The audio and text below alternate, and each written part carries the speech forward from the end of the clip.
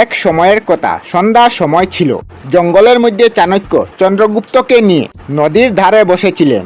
তখন চাণক্য গম্ভীর কণ্ঠে বললেন, হে চন্দ্রগুপ্ত, তুমি কি জানো মানুষের সবচেয়ে বড় শক্তি তলোয়ার নয়, তার ব্যক্তিত্ব। তাই আমার কথাগুলি মন দিয়ে শুনো, কারণ আজকের এই কথা তোমার সারা জীবন কাজে লাগবে। জীবনের একটি কঠিন সত্য তোমাকে বুঝতে হবে। জঙ্গলে সবার আগে সেই গাছ কাটা হয় যেগুলি সবচেয়ে সোজা আর দুর্বল দেখায়। চন্দ্রগুপ্ত জীবনে একটা কথা সবসময় মনে রাখবে, এই পৃথিবীতে যে যত সোজা সাদা আর যে যত বেশি ভোলা, দুনিয়া তাকে নিয়ে তত বেশি সুযোগ নেয়। সব জায়গায় তাকে নিয়ে হাসাহাসি করে, সেভাবে তার সরলতাই তার ব্যক্তিত্ব। কিন্তু বাস্তব হলো মানুষ তাকে দুর্বল মনে করে। কিন্তু আজ থেকে কেউ তোমাকে দুর্বল মনে করবে না, কারণ আজ আমি তোমাকে এমন জ্ঞান দিতে যাচ্ছি যা অমূল্য ও সারা জীবন তোমার কাজে লাগবে। যদি বারবার কেউ তোমাকে অপমান করে, তোমার মর্যাদা ভাঙে আর তুমি প্রতিবার চুপ থাকো, তাহলে ধীরে ধীরে এই পৃথিবী তোমাকে দুর্বল ভাবতে শুরু করবে। তারপর মানুষ তোমার নম্রতাকে সম্মান করবে না, বরং তার সুযোগ নেবে। একজন পুরুষ, একজন যোদ্ধা, একজন আত্মসম্মানী মানুষ কখনো ভুলে যাবে না অন্যায়ের জবাব দেওয়াও এক ধরনের ধর্ম। এর মানে এই নয় যে তুমি সবসময় রাগ করবে বা যুদ্ধ করবে, বরং যেখানে প্রয়োজন সেখানে দৃঢ়ভাবে নিজের কথা বলবে। মনে রাখবে, সম্মান কখনো কিনা যায় না, সম্মান ধীরে ধীরে অর্জন করতে হয়। সম্মান তৈরি হয় তোমার আচরণে, তোমার চরিত্রে, তোমার অর্জনে।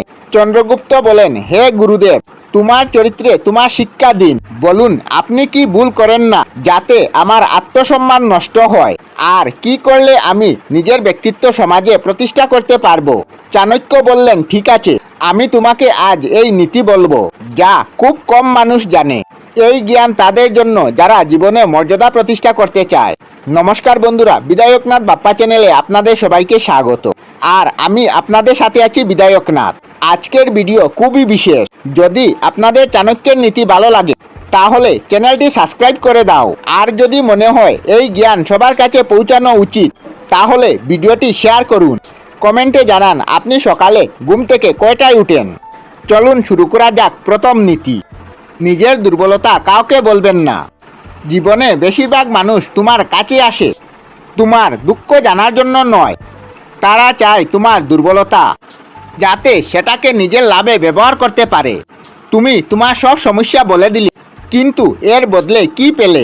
এই পৃথিবীতে সবাই তোমার ভালো চায় না, বেশিরভাগ মানুষ চায় তুমি সমস্যায় থাকো। তুমি ভাবো তোমার মন হালকা হয়েছে, কিন্তু বাস্তবে তা হয় না। দ্বিতীয় নীতি, বারবার ভুল করা মানুষকে সুযোগ দিও না। সবচেয়ে বড় ভুল হলো যে বারবার তোমাকে আঘাত করবে তাকে বারবার ক্ষমা করা। অতিরিক্ত ক্ষমা ধ্বংস ডেকে আনে। বুদ্ধিমান মানুষ সময়মতো সিদ্ধান্ত নিতে জানে। তৃতীয় নীতি, কম বলা, শান্ত থাকা। শক্তিশালী হতে চাইলে চুপ থাকতে শিখো। সবার কথার উত্তর দিও না, মৌনতা সবচেয়ে বড় শক্তি। চতুর্থ নীতি, নিজের মূল্য সস্তা না করা। যা সহজে পাওয়া যায় মানুষ তার মূল্য দেয় না, সব সময় উপলব্ধ থাকবে না। পঞ্চম নীতি, সম্পর্কের ভিত্তি হোক সম্মান। যেখানে সম্মান নেই সেখানে ভালোবাসাও টিকেনি। যে সম্পর্কে একজন দেয় অন্যজন শুধু নেয়, সেটা সম্পর্ক নয়। মনে রাখো, গাছের ডাল শক্ত থাকলে ফল টিকে থাকে, ঠিক তেমনি সম্পর্ক ঠিক থাকে সম্মানের উপর। আত্মনাম শততম রক্ষতে, সম্মানম নিত্যাচিত কদা।